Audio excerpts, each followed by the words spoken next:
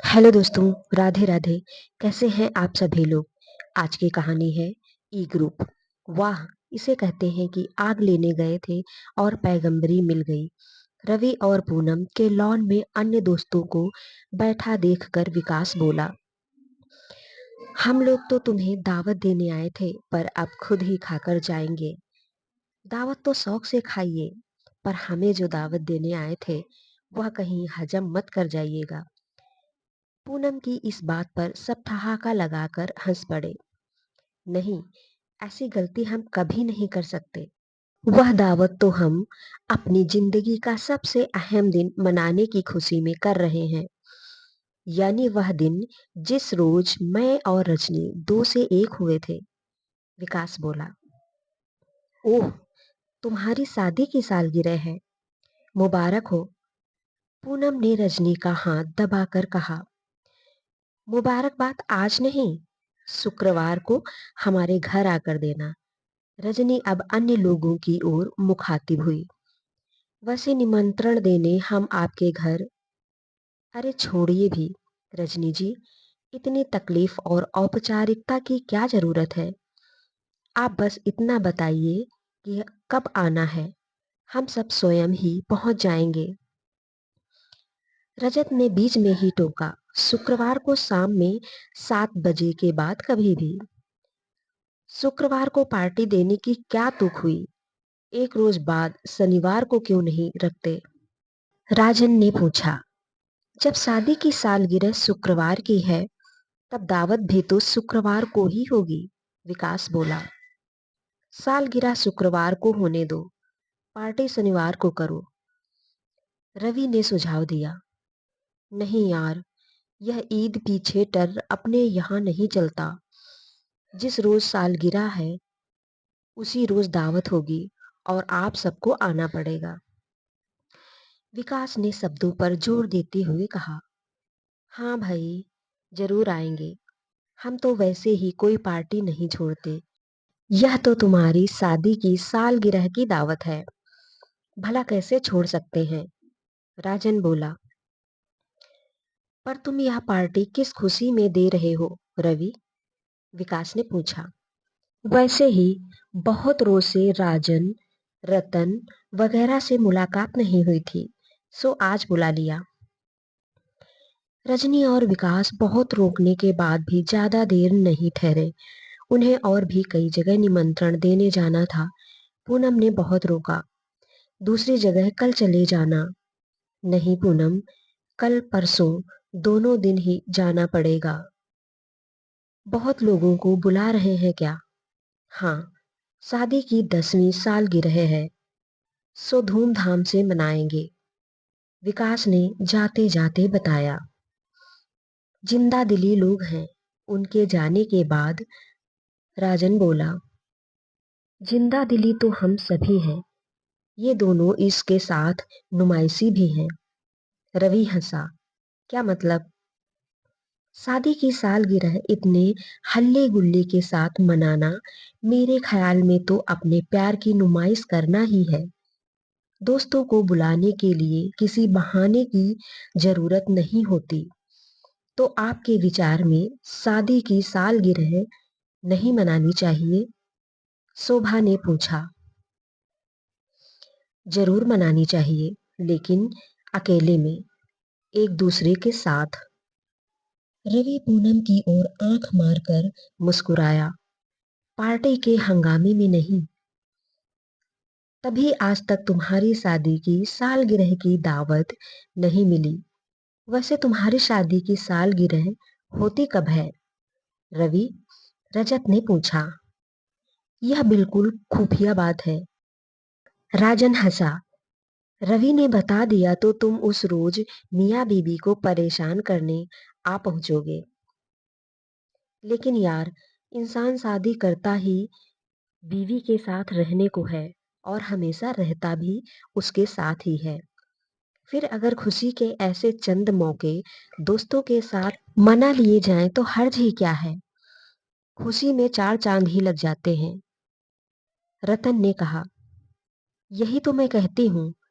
अब तक चुप बैठी पूनम बोली, तुम तो कहोगी ही, क्योंकि तुम भी उसी ई ग्रुप की जो हो। रवि ने व्यंग से कहा।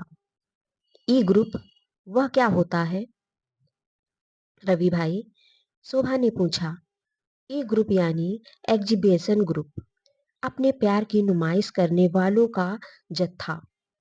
मियाँ बीबी को शादी की सालगिरह मनाकर अपने लगाव या मोहब्बत का दिखावा करने की क्या जरूरत है? रही बात दोस्तों के साथ जश्न मनाने की, तो इसके लिए साल के 364 दिन और हैं। इसका मतलब यह है कि शादी की सालगिरह बेडरूम में अपने पलंग पर ही मनानी चाहिए। राजन ने ठहाका लगाकर फत्ती कसी।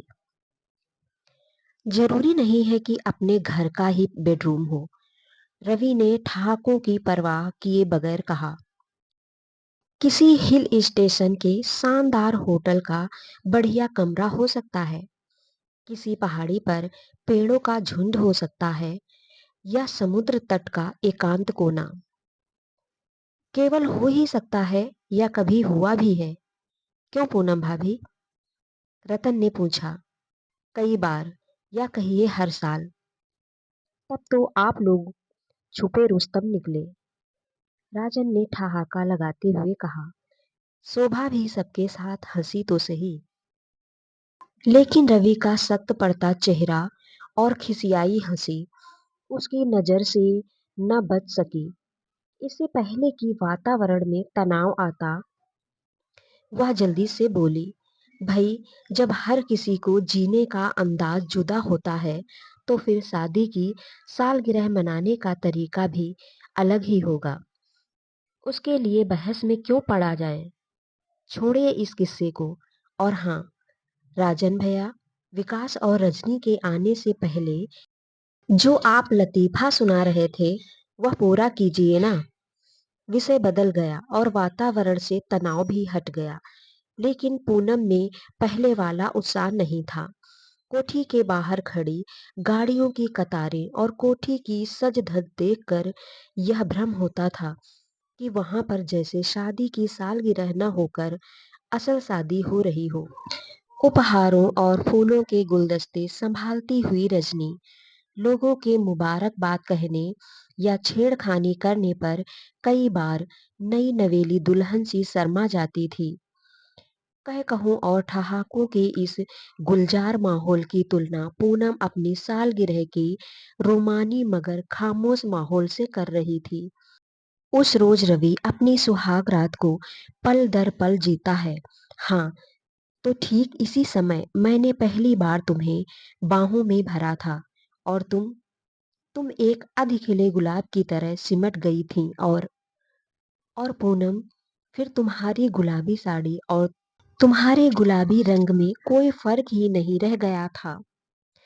तुम्हें याद है ना, मैंने क्या कहा था? अगर तुम यूं ही गुलाबी हो जाओगी, तो तुम्हारी साड़ी उतारने के बाद भी मैं इसी धोखे में।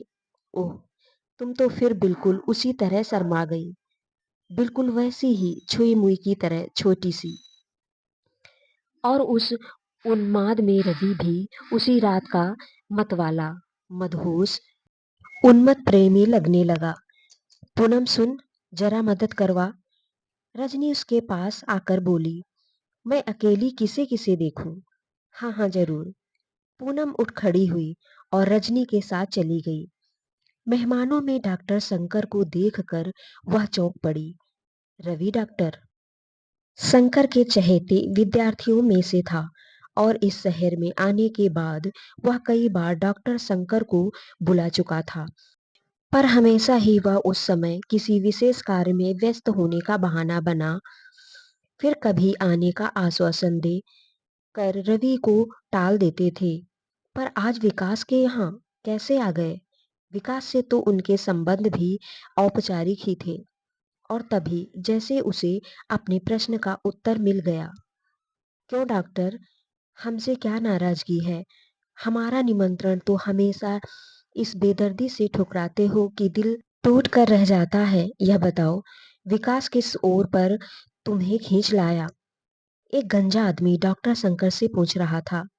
क्या बताऊं गणपति जी, व्यस्त तो आज भी बहुत था, लेकिन इन लोगों की शादी की सालगिरह थी। अब ऐसे खास मौके पर न आना भी तो बुरा लगता है। यह बात तो है। मेरी पत्नी का भी इन लड़के लड़कियों के जमघट में आने को दिल नहीं था, पर रजनी की दथी की शादी की 10वीं सालगिरह पर उसे हमारा आशीर्वाद जरूर चाहिए, सो आना पड़ा, वरना मुझे भी रोटरी मीटिंग में जाना था। पूनम को मेहमानों की आवभगत करते देखकर रवि उसके पास आया। पूनम, जरा डॉक्टर शंकर को आने के लिए कहो ना, कभी घर पर। वे मेरे कहने से नहीं आने वाले। पूनम अब हेलना से मुस्कुराई। फिर कैसे आएंगे? मेरे साथ आओ, बताती हूँ।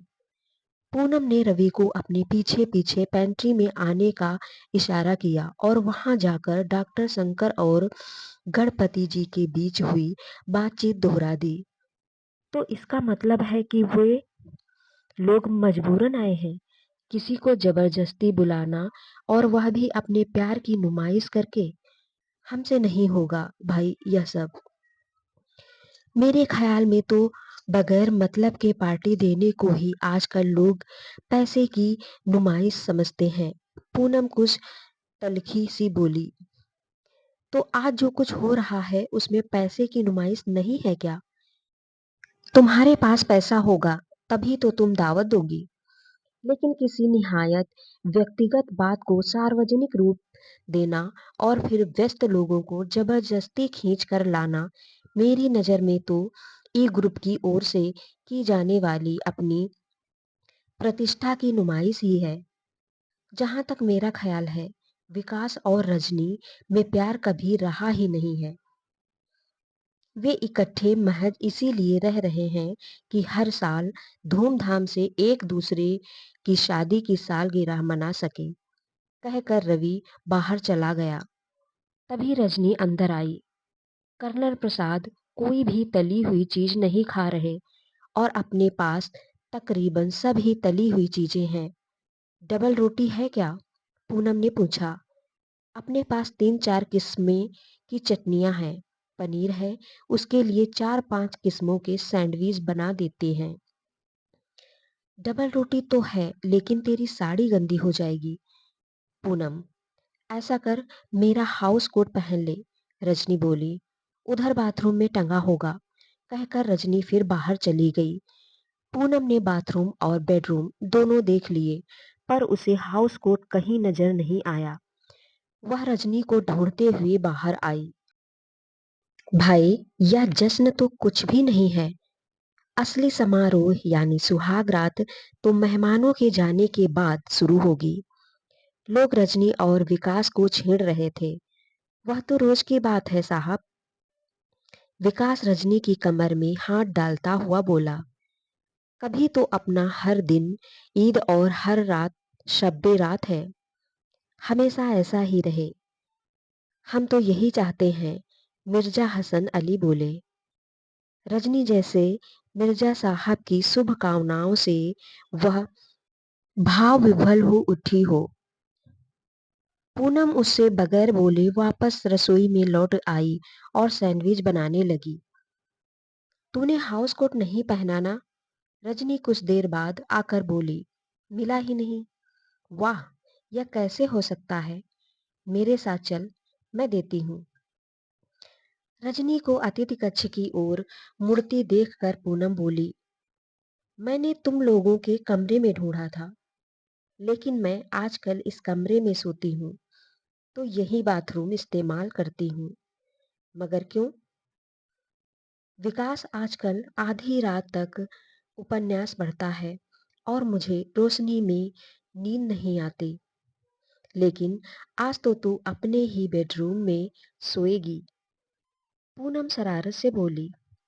आज तो विकास उपन्यास नहीं पढ़ने वाला।